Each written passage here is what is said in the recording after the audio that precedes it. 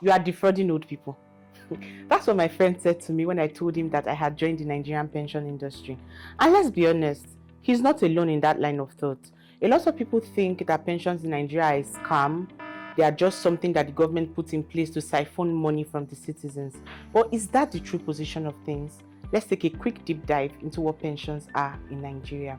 Now, pensions were created as a source of income stability, income continuity. What that means is when you are no longer able to work in formal employment, you are no longer able to hustle like you used to, you should have something to fall back to, something to keep you structured in your old age. But how exactly does it work in Nigeria? Nigeria runs a contributory pension scheme, and what that means is your employer contributes and you as the employee, you also contribute. The expectation is that your employer will contribute 10% of your monthly salary. 10% could be of your basic housing and transport, or 10% of your total monthly salary if you do not have the breakdowns on your pay slip. When your employer contributes 10%, 8% is deducted from your own salary, which makes a total of 18%.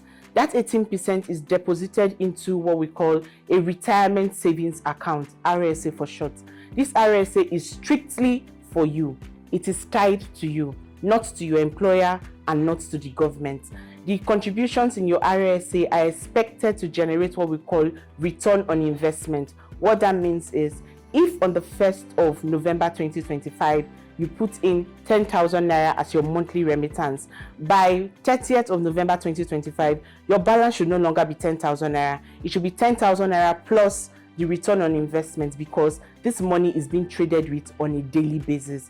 Now, I know it sounds good, right? Practically effortless. But the truth is, experiences in Nigeria have made a lot of people weary about Nigerian pension scheme.